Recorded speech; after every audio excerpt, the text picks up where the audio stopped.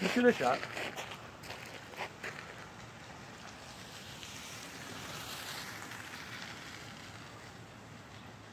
Pas encore tout à fait apte à comprendre qu'on se déplace, mais il a fait un petit bout.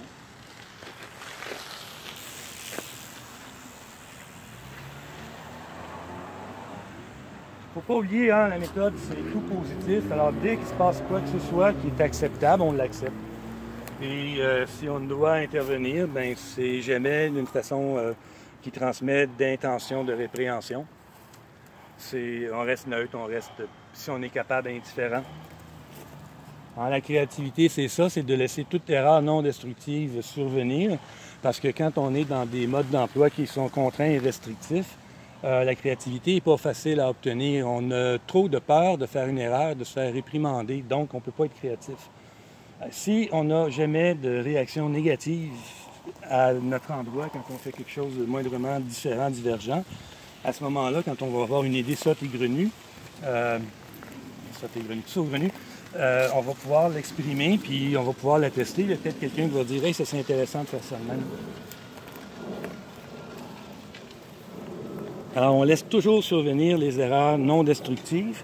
Si, par exemple, un enfant est en train de faire du dessin avec de la peinture à eau, là, fait qu'il y a son petit casseau de différentes couleurs, puis il y a son bol d'eau, ben si de la façon qui est placée, oups, il y a une toile d'araignée, ça fait pas mon affaire. Il est dedans, là, Daniel. Merci de l'avoir enlevé. Ouais. Le chat allait dans la bonne direction, mais tu as changé d'idée, alors ça devient de nouveau la bonne direction. Juste à temps pour enlever une toile d'araignée, mais autrement, il n'y a rien qui a changé. OK, Ticu est en train de faire ses dessins à l'eau, et puis de la façon qu'il est placé, il va renverser son bol d'eau, va renverser son verre d'eau. Puis là, on va simplement lui dire, j'ai pas envie que tu abîmes ton dessin, ça a l'air d'être bien parti, mais si tu as envie d'être précautionneux avec ton bol, sinon tu vas le renverser. Puis si tu le renverses, ben, tu le laveras, c'est tout, c'est pas grave, les guenilles sont là-bas, là, puis tu vas juste pouvoir le faire, c'est tout. Fait qu'on laisse les choses survenir, et si effectivement le bol d'eau est renversé, ben le bol d'eau est renversé, c'est tout, il y a de l'eau sur le plancher, bon, on lave le plancher, c'est le petit gars qui lave tout ça, tu jettes les conséquences, on monte pas du tout le ton, il se passe absolument rien, on appelle ça un non-événement. C'est comment vous réagissez qui crée l'événement. C'est pas l'événement lui-même, c'est votre réaction qui fait que c'est un événement. Dans tout point, en tout temps, si vous êtes capable de créer des non-événements, c'est la meilleure chose que vous pouvez faire. Parce que les gens autour de vous vont rester relax, détendus, vont être capables de faire des expérimentations avec des résultats imprévus, sans s'inquiéter. Puis, c'est ça la beauté de la chose. Comment je dirais ça? Le changement et l'innovation, les deux. Le changement et l'innovation. C'est deux choses qui sont en basse intensité. Si vous êtes en train d'être hyper stressé en haut de vos oreilles puis capable de fonctionner, bien, vous n'allez pas avoir l'idée créative du siècle. Et si vous êtes hyper stressé, le recul qui est nécessaire afin d'avoir une idée qui s'ajuste mieux à la situation, puis à votre état, donc vous ne pourrez pas l'avoir, vous êtes trop dans les conflits intérieurs. L'important, c'est de tout le temps rester détendu. Alors, si vous êtes dans l'acceptation de quoi que ce soit qui se passe, bien, vous êtes toujours détendu. Wow, le chat. L'exigence de résultats, là, c'est ça qui fait que vous faussez la balance. Les résultats, vous allez en avoir.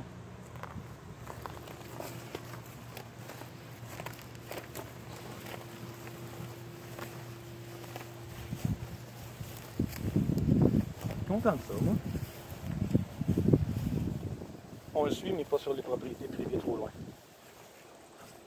En effet.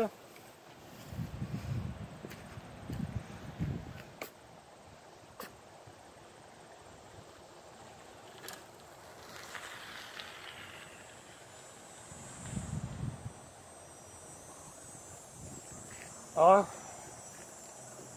c'est un gars comme ça qui m'a montré comment chasser le caracasse à casse. Il faut que tu trouves... D'abord, tu as besoin d'un appât. L'appât, c'est la Wananiche à poêle. Fait que tu t'en vas pêcher la Wananiche au top du Niagara, les chutes du Niagara. Puis, il faut que tu pêches ça avec une canne en bambou. Et puis, l'appât n'a pas tant d'importance. La Wananiche, elle va juste se demander c'est quoi cette affaire-là qui traîne dans l'eau en avant d'elle. Puis elle va mordre. Fait que là, tu remontes la Wananiche. tu la gardes en sécurité parce qu'il faut que tu la maintiennes en vie, il faut que tu aies un aquarium parce que la saison de chasse du Caracasse à casse, c'est pas la même que pour la saison de reproduction de la bonne-année chapoile.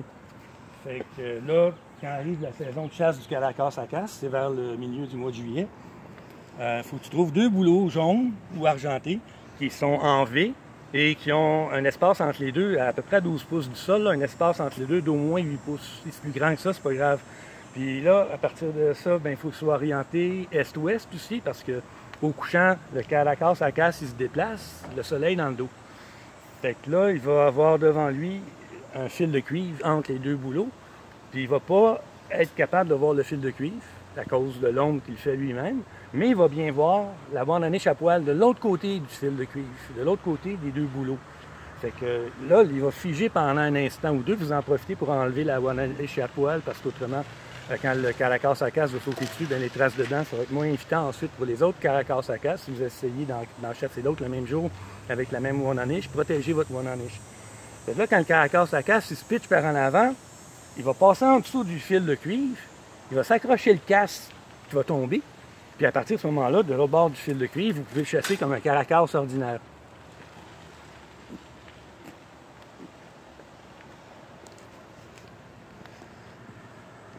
Comme joke insignifiante, celle-là, je l'aime bien. Monsieur le chat qui se déplace dans un grand néant verbal. Ça, j'ai aimé ça, l'évolution de l'homme. Hein? On a d'abord été des hommes des tavernes, puis une fois qu'on avait assez bu, on est devenus des hommes du néant verbal. Puis là, après ça, on a commencé à sédentariser, puis quand on était des hommes du néant verbal, on rentrait chez nous en espérant être l'homme du gros moignon. John Pete Bobo, il y a une bulle au cerveau.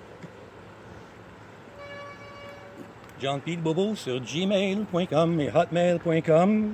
Si vous faites ça, écrivez. Alors, vous pouvez mettre, si vous écrivez, vous voulez avoir l'accès aux fichiers qui servent à réfléchir, parce que je ne veux pas créer de polémique avec des gens qui sont radicalisés. Là. Écoutez, aux États-Unis, il y a encore aux États-Unis. Ben oui. Il y a encore des sénateurs qui affirment que le réchauffement climatique, c'est faux, puis qu'il faudrait qu'on arrête de parler de ça. Ça fait 40 ans qu'on en parle, c'est inutile. Ah ouais, la forêt n'a jamais brûlé autant que ça, le monde n'a jamais eu chaud autant que ça, il n'y a jamais eu autant de grandes inondations. Vous avez écouté Découverte de dimanche soir, c'était... On est lundi encore aujourd'hui? On est mardi. Donc, il y a 2 jours, il parlait de l'inondation qu'il y a eu en Allemagne.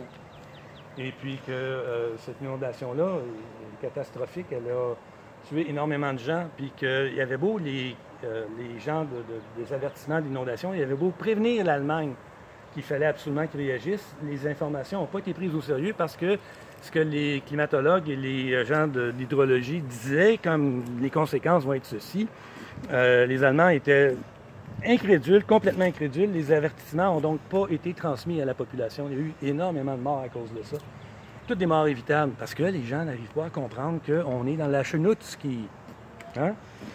Fait que, vu que tout le monde se polarise sur « Ah, il y a des réchauffements, il n'y en a pas, il y a des réchauffements, il n'y en a pas, il faut faire quelque chose, il ne faut rien faire », tout ce genre de niaisage-là. J'ai pas l'intention de mettre ça en public. en passant, un sénateur américain, je ne m'en souviens plus c'est quand, mais c'est il y a plusieurs années, avait dit, c'était dans les années 70-80, il avait dit il n'est pas nécessaire de travailler sur les nouvelles technologies qui vont remplacer l'essence. D'essence, il va toujours en avoir. Puis, quand il n'y aura plus d'essence, ben, on va avoir développé des nouvelles technologies pour remplacer. Alors, il faut bien comprendre ce qu'il vient de dire. Hein? Ça ne donne rien d'aller explorer les nouvelles technologies. Il va toujours avoir de l'essence. Et quand il n'y aura plus d'essence, on va avoir développé les nouvelles technologies. Mais tu viens de dire que tu ne chercheras pas les fucking nouvelles technologies. C'est quoi ton petit problème? Il n'est pas capable de se rendre compte qu'il ne sait pas de quel côté de son nez sa main gauche est placée.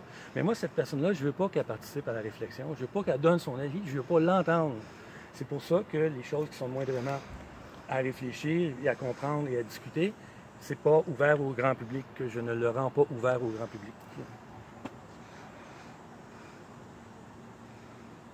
Des fichiers ouverts au grand public, longue, bien sympathique, sous un regard oblique. Et le chat.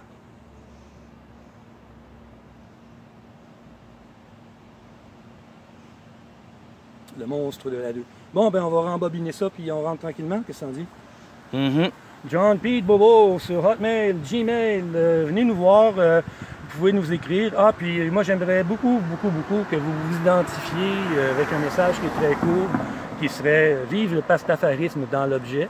Et dans le texte, vous mettez « Le ridicule ne tue pas, continuons d'essayer ». Oh, en passant, là on a des jours pairs et des jours impairs. Il y a des gens qui adorent Dieu, créateur de l'univers, ils donnent une forme humaine à Dieu. Fait qu'on va, au lieu d'avoir des jours pairs et des jours impairs, on va avoir des jours berbes et des jours imberbes. Les jours berbes, on va dire « Le ridicule ne tue pas, continuons d'essayer ». Et les jours imberbes, on va dire « Le ridicule ne tue pas, mais comme c'est dommage ». Et voilà. John Pete Bobo signing off.